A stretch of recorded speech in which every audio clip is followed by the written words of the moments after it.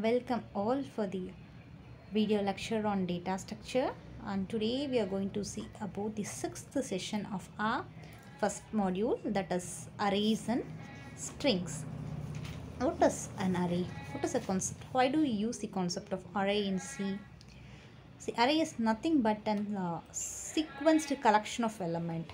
A collection of elements of same data type. We say it as an array. We store that in an array. We are going to store a sequenced collection of elements belonging to the same data type in a concept of array. Okay, and that array consists of two portions. One is subscript and the other one is it consists of two regions. One is subscript and the values. In this diagram, you can see the subscript and values. Subscript specifies the address of the variable, and values you are going to store the input given by the user. So we have two sections here in the array. One is the subscript, which is holding the address of the variable. The other one is the value of a particular variable. How do you declare an array? Here an example they are given, int n of 5. Okay, n of 5 is an array of 5. Okay, and the syntax for that is a of braces, open braces, followed by a close braces.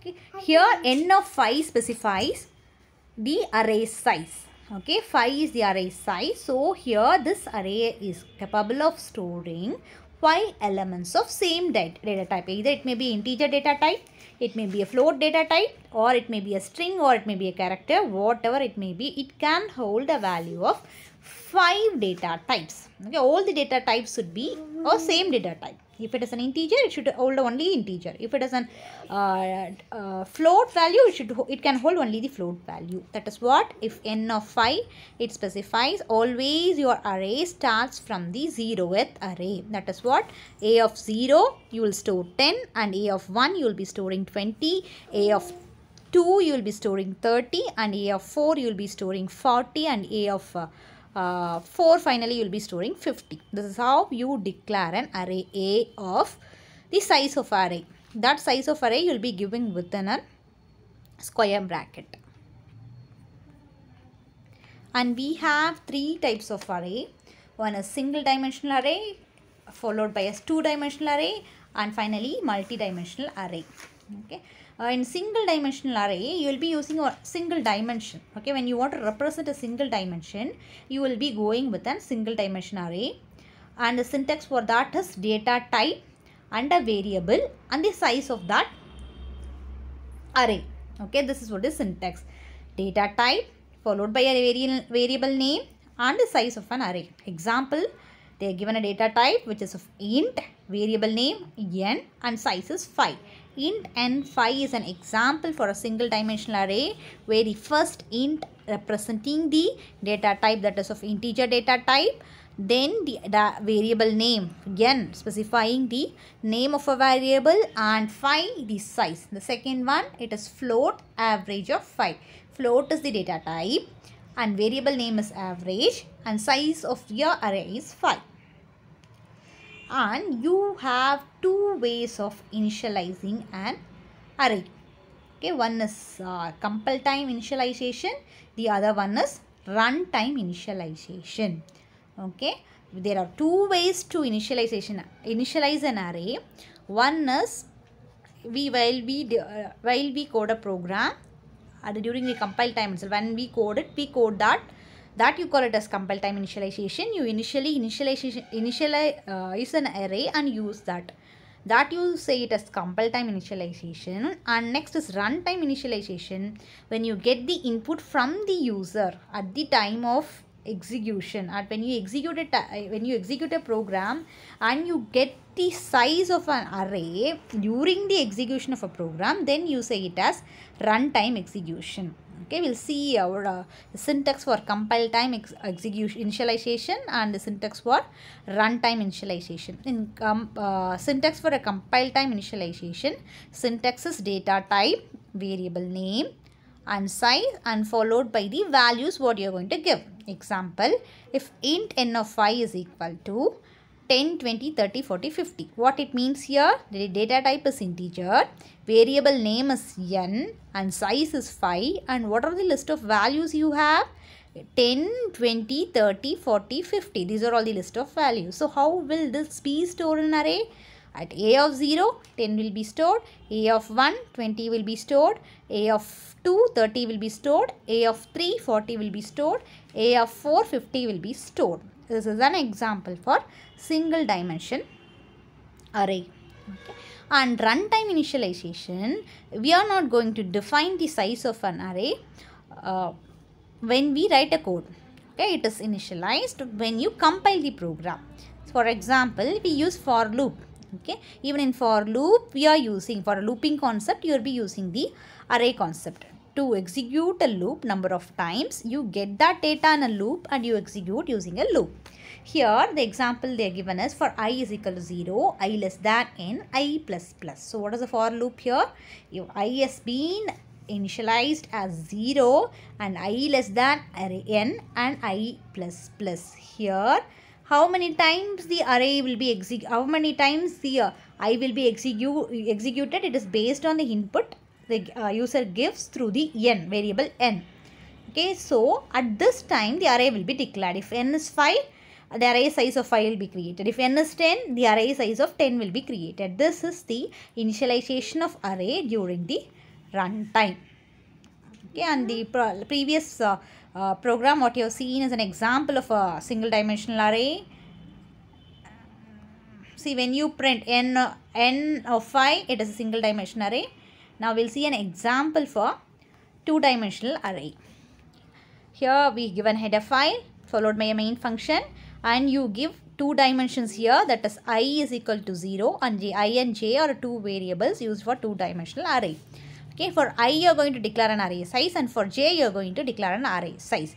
In the next line, first you are initializing the I variable I value and j value as 0.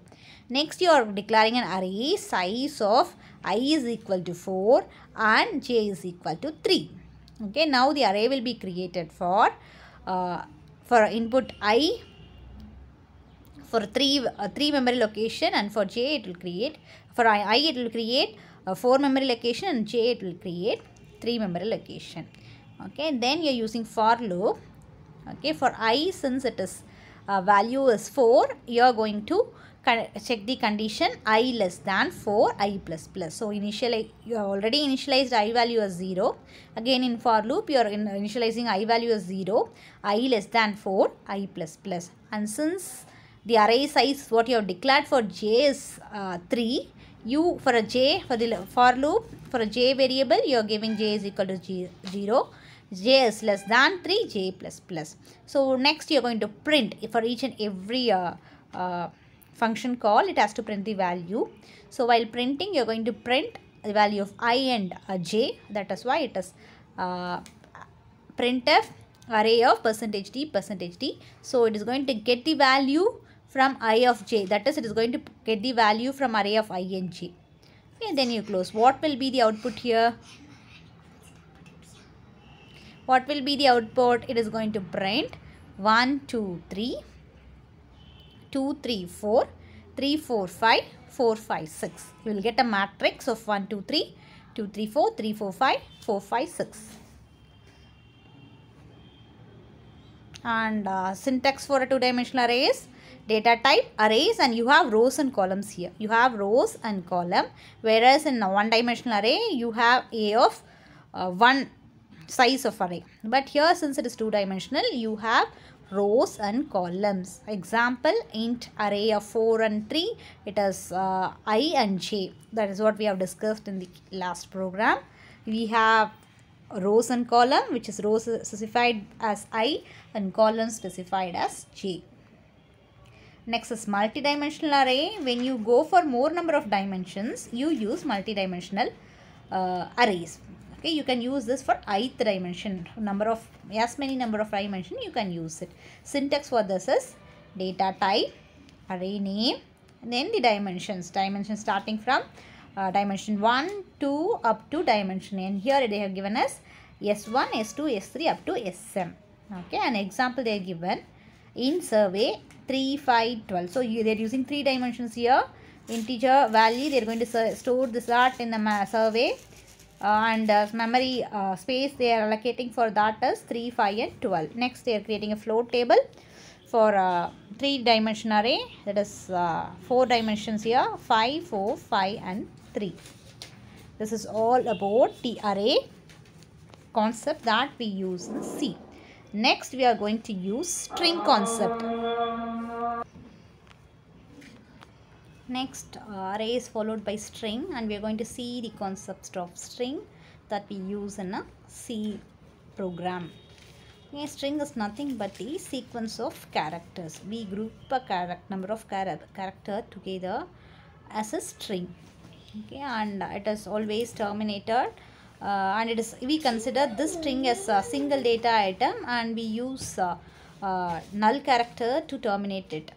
Okay, and for example, a string hello world, here it contains 12 characters including the space, and last end of the string will be defaultly considered to be one string, and this altogether it will be stated as one string. Now we'll see how to declare a string. Okay, to declare a string we use a syntax char. Okay, if we are using a char string and the size of that string, okay, we are going to use array concept in a string. We are going to implement the concept of array in a string. Okay, what is the syntax to declare it? Character, string name and the size of it. Okay, the size determined, the size usually says the number of characters in a string. Okay, here they are given 2 examples, character city of 10 and character name of 30. It means here the city, the name of a city should be only within 10 strings, and the name of the city should be only within or less than 30. This is what a string declaration through an array. Character, string name and the size of it. And we will see what is the string input and output function which is available in C. We all are familiar, we have already discussed this, printf and scanf, but we have different format to use that in a string functions. Okay, here character, they are given one example program. Here we are going to store a string of 20. Size of that string is array of 20. Okay, now we are going to get that string from the user. So printf enter a string. So in scanf what you are going to do, it has to get a string character 1 by 1 of which is of size 20. Okay, that is what percentage /n new line, it is going to get the string 1 by 1.